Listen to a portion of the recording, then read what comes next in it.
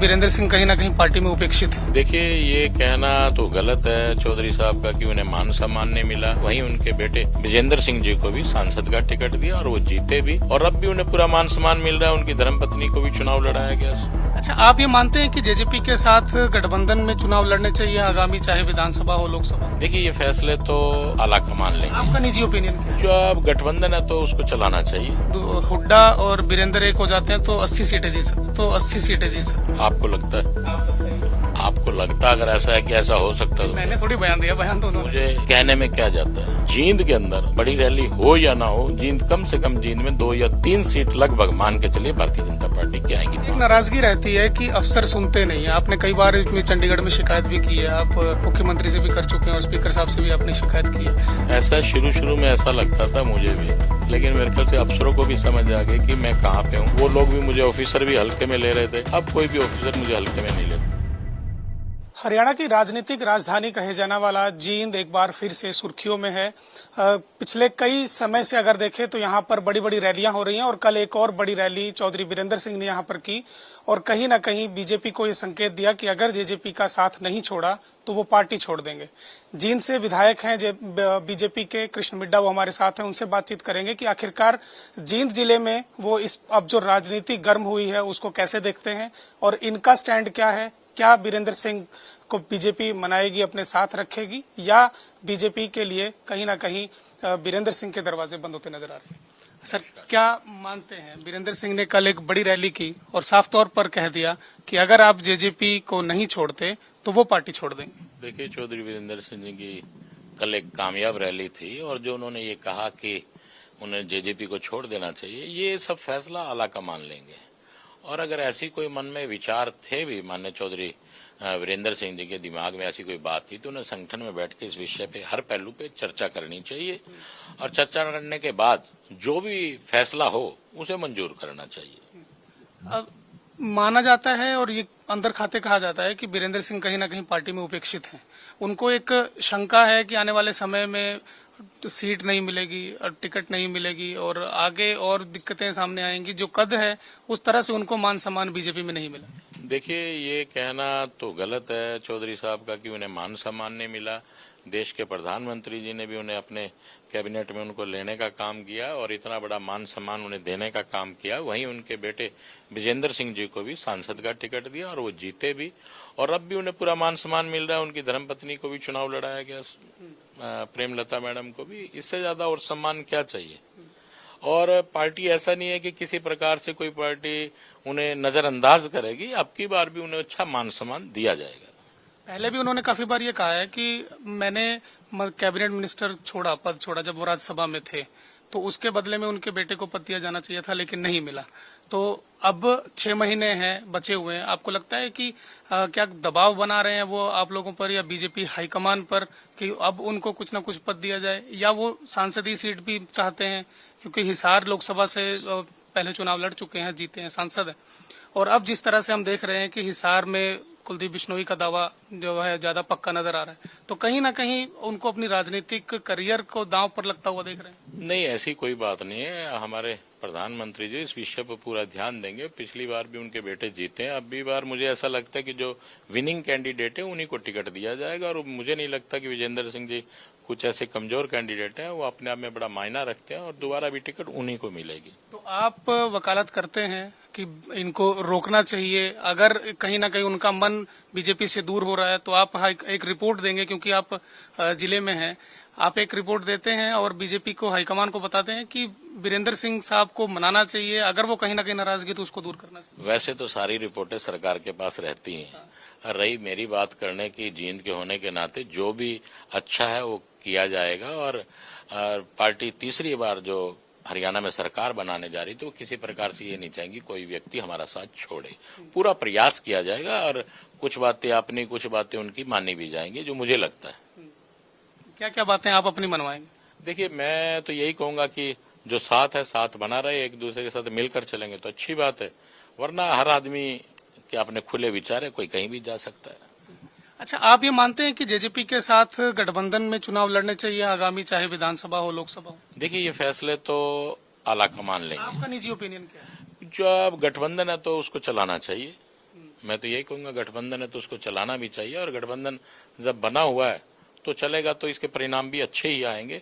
वरना अगर किसी की अपनी महत्वाकांक्षाएं हैं, वो कुछ अलग तरीके से सोचते तो उनके बारे में तो कुछ नहीं कहा जा सकता। और हर एक का अपना निजी फैसला है, कोई कुछ भी ले सकता है, फिर वो गठबंधन तोड़ा भी जा सकता है। वो अपने अपने निजी फैसलों पर डिपेंड करता है कि हम किस प्रकार से देखते हैं। तो ये निजी फैसला किस प्रकार होगा? जींद जिले में उचाना आता है और उचाना से प्रेमलता भी चुनाव लड़ती हैं और दुष्यंत भी लड़ते हैं। दुष्यंत 47,000 वोटों से कहीं ना कहीं वो जीते थे, दूसरी बार भी दावेदारी अच्छी है, और विप्लव देव भी ये कह चुके हैं कि हम यहाँ से टिकट जो है वो अपनी बहन प्रेमलता को देंगे। तो अगर गठबंधन रहता है तो दोनों में से आपको लगता है कि आपको किसको चुनेंगे, कि आप सीट छोड़ेंगे उनके लिए? नहीं, उसके लिए कोई ना कोई रास्ता पार्टी निकालेगी। अगर दोनों को एक साथ रहेंगे तो कोई ना कोई रास्ता निकाला जाएगा, ऐसी तो बात नहीं है। दोनों लोगों को एडजस्ट करना एक ही उस पे तो नहीं किया जा सकता, एक सीट पे दोनों को कहीं ना कहीं एडजस्ट किया जाएगा। वो चाहे दुष्यंत जी से कहा जाए या प्रेमलता जी से कहा जाए, वो तो जैसे भी रहेगा, उन दोनों को जैसे सुविधा रहेगी वैसा किया जाएगा। आप मानते हैं गठबंधन चलना चाहिए? देखिए, चलना चाहिए गठबंधन तो अच्छी बात है, जब चल रहा है तो उस धर्म को निभाना चाहिए। दोनों तरफ से धर्म निभेगा तो अच्छी बात है, नहीं निभेगा तो फिर वो अपने आप ही रास्ते अलग हो जाएंगे, कहने की आवश्यकता नहीं है। ऐसे बयान पहले आए थे मुख्यमंत्री की तरफ से भी, एक टीवी चैनल पे भी उन्होंने कहा था, और तमाम आपके बड़े नेता ये कहते आए हैं कि गठबंधन की सरकार नहीं है, सरकार तो हम चला रहे हैं। वो उनकी कभी हमने मानी नहीं, आगे कहाँ मान लेंगे? देखिए, परसेंटेज का फर्क तो रहता ही है, पार्टनरशिप में परसेंटेज तो होती है, उसका फर्क तो रहता ही है ऑटोमेटिकली। और विप्लव देव जी ने कहा तो उनकी बात का भी अपने आप में एक मायना है, तो उस विषय पे दोनों को बिठा के चर्चा की जाएगी। और मुझे नहीं लगता, वीरेंद्र सिंह जी बड़े समझदार व्यक्ति हैं, कि वो सरकार भारतीय जनता पार्टी की बननी है वो छोड़ दें, ऐसा भी नहीं हो सकता। अच्छा, आपको लग रहा है कि 24 में फिर से सरकार बीजेपी की बनेगी? सेंटर में भी सरकार भारतीय जनता पार्टी की बनेगी और हरियाणा में भारतीय जनता पार्टी की सरकार बनेगी। और मैं तो ये कहूंगा, चौधरी वीरेंद्र सिंह जी इतने पुराने राजनीतिक खलीफा आदमी है, और वो पहले ही भाप लेते हैं कि होगा क्या, तो उनको मालूम है कि क्या होना है। सरकार तो भारतीय जनता पार्टी की बननी है। ठीक है, कई बार परिवार में भी झगड़े हो जाते हैं, आदमी थोड़ा बहुत आगे पीछे हो जाता है, लेकिन फैसला तो उनको पता है कि मुझे भारतीय जनता पार्टी के हक में रहेंगे तो अच्छा रहेगा। और हाईकमान बैठ के फैसले को करवाएंगे। परिवार में जैसे परिवार का जो मुखिया होता है बैठ के फैसला करता है, दो भाइयों में झगड़ा हो जाता है तो उनको संपत्ति बंटवारे में कहा जाता है कि आपको ये दी जाती है, उसको मनाया जाता है, तो इस प्रकार मना लिया जाएगा दोनों को। कल वीरेंद्र सिंह के मंच पर पंजाब के भी एक पूर्व सांसद पहुंचे थे, उन्होंने साफ तौर पर कहा कि अगर हुड्डा और वीरेंद्र एक हो जाते हैं तो 80 सीटें जीत सकते हैं। आपको लगता है? आप बताइए। आपको लगता अगर ऐसा है कि ऐसा हो सकता है? मैंने थोड़ी बयान दिया, बयान तो उन्होंने। मुझे कहने में क्या जाता है, कह तो आप कुछ भी लो, कहने से तो कुछ नहीं होता ना। उनके कहने से ऐसा हो थोड़ा ही जाएगा। आपको लग रहा है, लोग कह रहे हैं कि हुड्डा जितनी सीटें ले जाएंगे, तो ऐसा है नहीं, ये ऐसा कुछ भी नहीं है। तीसरी बात, सरकार भारतीय जनता पार्टी ही बनाएगी, ये एकदम तय है। इसमें कोई भी, अभी तो हुड्डा साहब का अपना ही नहीं पता कि उनका क्या होगा। अभी तो वहीं कांग्रेस में खलबली मची हुई है कि क्या होगा, किसको बनाया जाएगा, किसको चुना जाएगा, किसको नहीं चुना जाएगा। अभी तो उनके परिणाम आने भी अभी बाकी हैं, देखिए क्या होता है। उनके परिणाम किस पर इशारा है? मतलब वहां पे भी इतनी खलबली मची हुई, आपस में इतना मन मुटाव है, क्या होगा कुछ ही नहीं पता। किस चेहरे को उतारा जाएगा। अगर मान लीजिए कोई और चेहरा उतार दिया, फिर हुड्डा साहब का क्या होगा, शैलजा जी को उतार दिया या रणदीप जी को उतार दिया, 3-3 4-4 चेहरे हैं, क्या होगा। अभी तो उनका अपना ही नहीं मालूम। यहाँ सब कुछ तय तो है, वहां तो कुछ तय ही नहीं है कांग्रेस में। तो यहाँ तय है कि मनोहर लाल भी तीसरी बार चेहरा होगा। मनोहर लाल जी के इस जो तीसरे चेहरे पर चुनाव लड़ा जाएगा। अच्छा, मैं जींद की अगर बात करूं तो आप जींद से विधायक रहे हैं, अब 4 साल होने वाले हैं, और पहले भी आप 1 साल विधायक रह चुके हैं।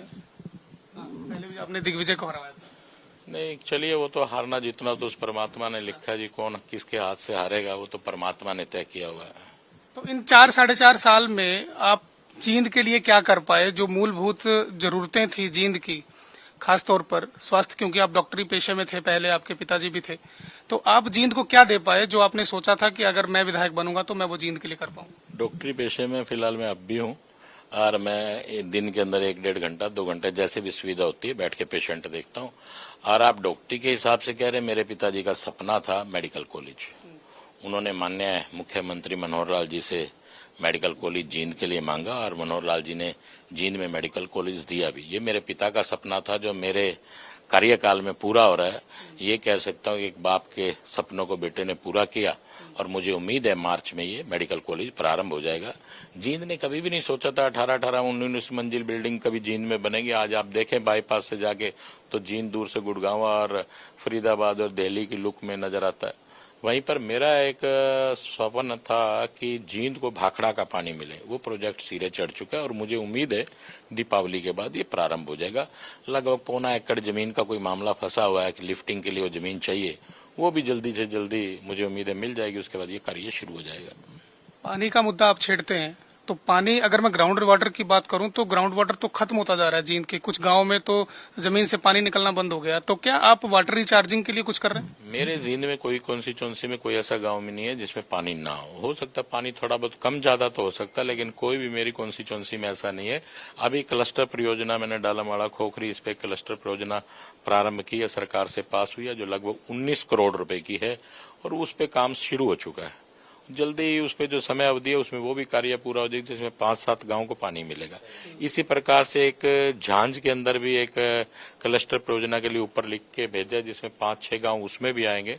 उसकी अगर मंजूरी मिल जाती है तो उसमें थोड़ा जमीन को लेके इशू आ रहा है, अगर वो मिल जाएगा तो उन भी 5-7 गांव में पानी मिल जाएगा। वहीं पर विशेष तौर पे आपको बताना चाहूंगा पैरामेडिकल कॉलेज, जब ये हाल ही में विधानसभा में इस बात के विषय भी उठा था, जो सफीदों में था, सफीदों में जाना था, लेकिन कुछ नॉर्म्स पूरे ना होने की वजह से उसको जींद में मैं लेकर आया हूँ। और पैरामेडिकल कॉलेज भी जल्दी, उसके लिए 6 एकड़ जमीन चाहिए थी, फाइनल कर दी गई है 6 एकड़ जमीन अपना स्टेडियम के पास में, एकलव्य स्टेडियम के पास में, तो वो भी शुरू हो जाएगा। सड़कों की हालत ठीक है आपके शहर की? क्योंकि हम अगर देखते हैं तो एक तरफ खोद रखी है और कभी पानी का काम अगर चल रहा है, चाहे वो सीवरेज का हो, कुछ भी हो, पहले डाल दिया जाता है, बाद में सड़कें खोद दी जाती हैं, फिर उनको काम करवाया जाता है। तो ये कहीं ना कहीं लगता नहीं है कि पैसे वैसे खाने का तरीका बना हुआ है? देखिए, ये डिस्टर्बेंस पूरे के पूरे ये कहूंगा जो पुराने एरिया सब में है। अब जैसे कि पंचकुला है, चंडीगढ़, वो पूरे एक तरीके से बसाया गया तो वहाँ ऐसी समस्या नहीं आती। या हर शहर में ऐसी समस्या आती है क्योंकि नई नई स्कीम आ जाती है। अभी जो आपका अमृत वन आई थी, अमृत वन के अंदर आप देखिए शहर को पढ़ा गया, लेकिन उसमें समस्या की क्या रही कि ये यूएलबी को दे दिया गया। पब्लिक हेल्थ को देते तो शायद ये योजना और अच्छी कामयाब होती, लेकिन फिर भी समय की वजह से, लेकिन फिर भी ये योजना कामयाब हुई।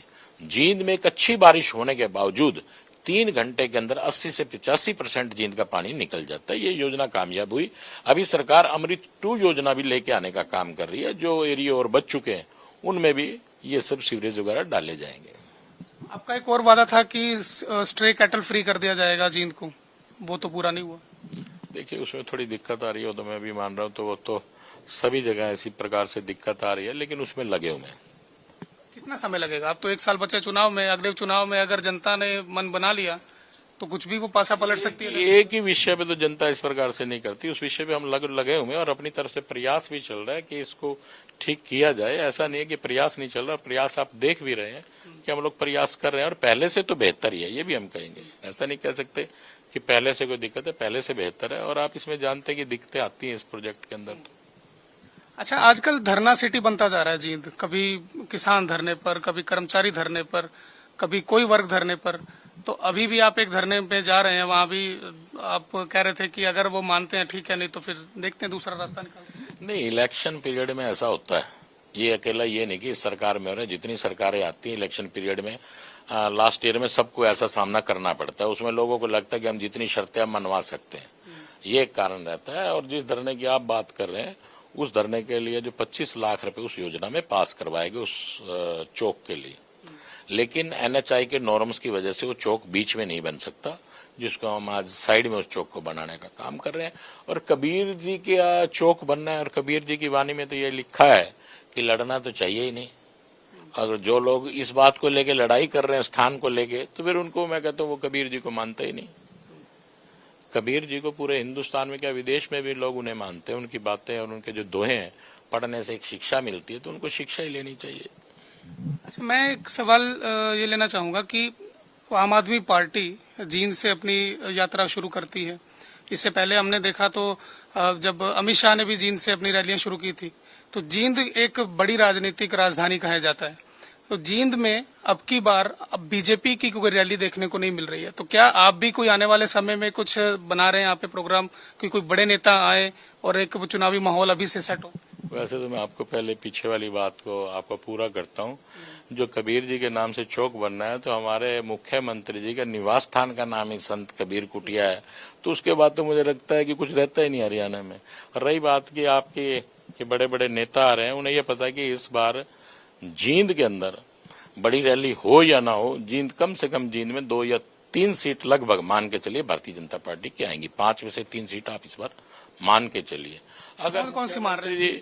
मुख्यमंत्री जी अगर कोई कार्यक्रम देंगे अपना तो हम बड़े जोर शोर से उनका कार्यक्रम करवा देंगे। 3 सीटें कौन सी मार रहे हैं? अभी 2 हैं आपके पास?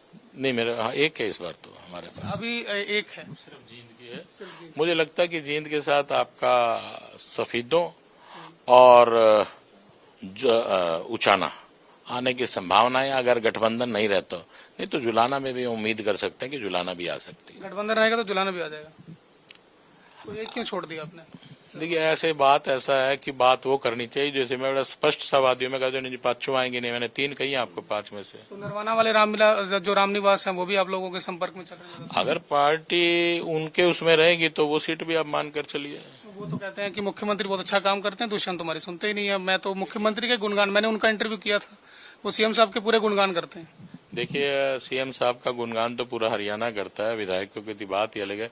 विपक्ष के विधायक भी कहते हैं कि ऐसा मुख्यमंत्री हमें नहीं मिलेगा जो सबको एक नजर से देखता है। उन्होंने 5 करोड़ अगर बीजेपी के विधायकों को दिए तो 5 करोड़ कांग्रेस के या अन्य विधायकों को भी देने का काम किया, जबकि पूर्व की सरकारों में ऐसा नहीं होता था। तो तारीफ तो ये कहूंगा कि विपक्ष के लोग भी करते हैं, तो फिर वो उनकी अपनी इच्छा है, कहाँ से लड़ेंगे कहाँ से नहीं लड़ेंगे उनकी अपनी इच्छा। आपकी एक नाराजगी रहती है कि अफसर सुनते नहीं है, आपने कई बार इसमें चंडीगढ़ में शिकायत भी की है, आप मुख्यमंत्री से भी कर चुके हैं और स्पीकर साहब से भी आपने शिकायत की है। अब जब नजदीक समय आ रहा है इलेक्शन का, तो अब कुछ टाइट हुए हैं अफसर? ऐसा शुरू में ऐसा लगता था मुझे भी, लेकिन मेरे ख्याल से अफसरों को भी समझ आ गई कि मैं कहाँ पे हूँ। तो अब ऐसा तो 3-4 साल से तो ऐसा कुछ नहीं हो। स्टार्टिंग में ये समझे कि मेरी भी स्टार्टिंग थी, वो लोग भी मुझे ऑफिसर भी हल्के में ले रहे थे। अब कोई भी ऑफिसर मुझे हल्के में नहीं लेता, और मैंने अगर किसी को कहा तो सड़क के बीच में ऑफिसर को कहने का काम किया कि यहाँ आप गलत हो या ठीक हो। मैंने तो पीछे मेरा एक उग्र उसको लेके भी हुआ था कि ऐसा विवादित बयान था मेरा। विवादित भी क्या, तो मैंने सही कहा कि आप जिम्मेवारी तो लें। 4 विभाग हैं, कोई भी विभाग जिम्मेवारी नहीं ले रहा। तो सड़क पे भी एक विधायक सड़क पे किसी भी ऑफिसर को कहने की हिम्मत रखता है तो इसका मतलब तो देखो जहाँ गलती है तो कहेगा भी। अभी और क्या प्रोजेक्ट आप चाहते हैं कि जो मुख्यमंत्री से पास करवाएंगे, जींद के लिए लाएंगे, जो आपके ड्रीम प्रोजेक्ट भी माने जा सकते? देखिए बस स्टैंड भी अभी कंप्लीट हो चुका जो 20 करोड़ रुपए की लागत से था, और एक मतलब कि आप ये कह सकते कोई बड़ा मिल या कोई बड़ी ऐसा औद्योगिक क्षेत्र जो हमारा या इसमें कोई बड़ी ऐसा उद्योग आ जाए जिससे लोगों को, यहाँ के लोगों को नौकरी मिल जाए। ऐसा कुछ प्लान हम सोच रहे हैं कि ऐसा कुछ बन जाए। तो ये मुख्यमंत्री से कहूंगा कि एक बड़ा उद्योग लगाया जाए जींद में। रोजगार बड़ा मुद्दा है इस समय, रोजगार और क्राइम खास तौर पर आम आदमी पार्टी बहुत ही इसको इशू बना रही है। तो ये तो विपक्ष कहता ही है। आप क्राइम देख लिए, पहले से तो कमी है।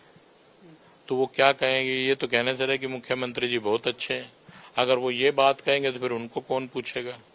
और क्राइम और रोजगार को लेके तो प्रत्येक सरकार अपने अपने समय पे कहती आई, वो ये बात नहीं कहेंगे रोजगार में। आप देखिए पिछली सरकार ने 10 साल राज किया तो मेरे ख्याल से 61,000 नौकरी बांटने का काम किया। इस सरकार ने लगभग 9 साल राज किया तो लगभग 1 लाख से ऊपर रोजगार देने का काम किया। तो आप तुलना कर सकते हैं, कहने की आवश्यकता नहीं है इस विषय पे। चलिए बहुत बहुत शुक्रिया। तो ये थे कृष्ण मिड्डा, बीजेपी के विधायक हैं जींद से। इनका साफ तौर पर कहना है कि अभी 1 सीट है बीजेपी के पास, 5 विधानसभा सीटें हैं जींद जिले में, लेकिन अगली बार 3 सीटों पर ये दावा कर रहे हैं और ये मान के चलते हैं कि 4 सीटें भी जींद में जीत सकते हैं। और साथ ही इन्होंने ये भी कहा है कि हरियाणा में सरकार मुख्यमंत्री मनोहर लाल तीसरी बार बनाएंगे।